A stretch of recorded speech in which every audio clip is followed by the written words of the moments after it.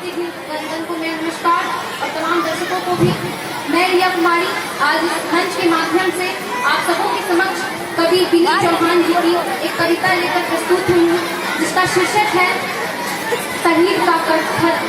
और उस खत में क्या लिखा है मैं वही कविता के माध्यम से प्रस्तुत कर रही हूँ। सबसे पहले अपनी माँ से कहता है कि माँ तुम्हारा लाडला रन में अभी घायल हुआ है, कि माँ तुम्हारा लाडला रन में अभी घायल हुआ है, पर देख के उसकी वीरता कुछ सब तो भी घायल हुआ है। रक्त की होली रचाए मैं पले कर दिख रहा हूँ, रक्त की होली रचाए मैं पले कर दिख रहा हूँ। माँ उसी शोणित से तुमको पत्र अंतिम लिख रहा हूँ, माँ उसी शोणित से तुमको पत्र अंतिम लिख रहा हूँ। युद्ध था भीषण कि युद्ध था भीषण, मगर एक इंच ना पीछे हटा हूँ। माँ तुम्हारी थी शपथ मैं आज इंचों में कटा हूँ, माँ तुम्हारी थी शपथ मैं आज इंचों में कटा हूँ।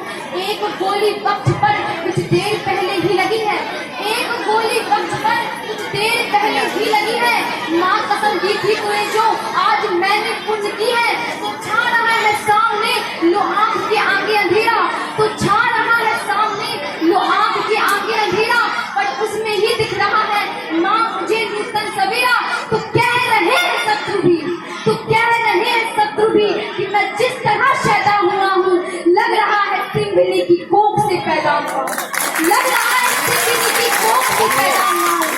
ये न समझो माँ कि मैं चिरनींद लेने जा रहा हूँ। सब कहते हैं कि सैनिक चिरनींद हो गया, लेकिन ऐसा नहीं है कि ये न समझो माँ कि मैं चिरनींद लेने जा रहा हूँ।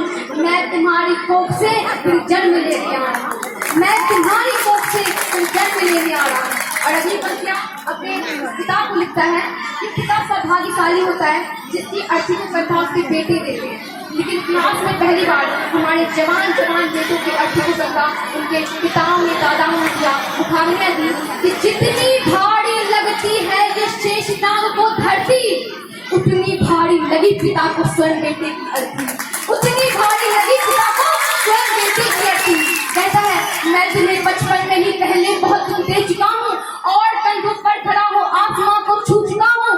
तुम सदा कहते न थे ये ऋण तुझे भरना पड़ेगा, एक दिन कंधे पे लेपने तुझे मुझे चलना पड़ेगा।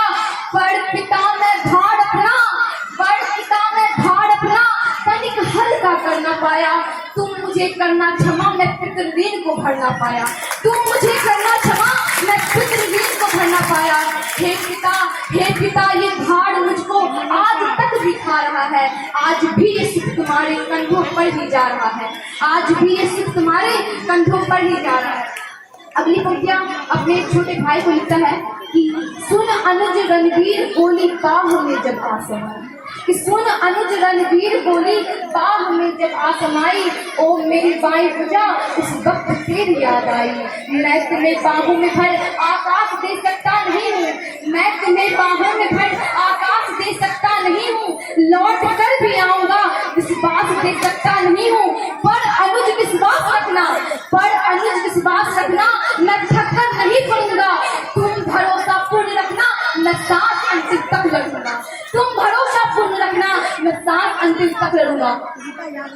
अब तुम्हीं को सौंपता हूँ बस बहन का ध्यान रखना, कि अब तुम्हीं को सौंपता हूँ बस बहन का ध्यान रखना, जब पड़े उसको जरूरत वक्त पर सम्मान करना, कि तुम उसे कहना, कि तुम उसे कहना कि रक्षा कर जब भी आएगा भाई अंबर में नजर आशीष देता आएगा, भाई अंबर में नजर आशीष देता आएगा। और अगली और आखिरी पंक्तियां अपनी अर्धांगिनी से कहता है, सब सच ने कुछ कहा है उससे कुछ मांग रहा है, क्या मांग रहा है? आखिरी पंक्तियां अंत में तुमसे प्रिय, अंत में तुमसे प्रिय आज भी कुछ मांगता हूँ, है कठिन देना मगर निष्ठुर हृदय को मांगता हूँ, कि तुम अमर सौभाग्य की बिंदिया सदा माथे सजाना, हाथ में चूड़ी पहनकर पाँव में मेहंदी लगाना, कि तुम नहीं वैभव की प्रतिमूर्तियां की साधिका हो, तुम अमर बलिदान की पुस्तक की पहली भूमिका हो, तुम अमर बलिदान की पुस्तक की पहली भूमिका हो।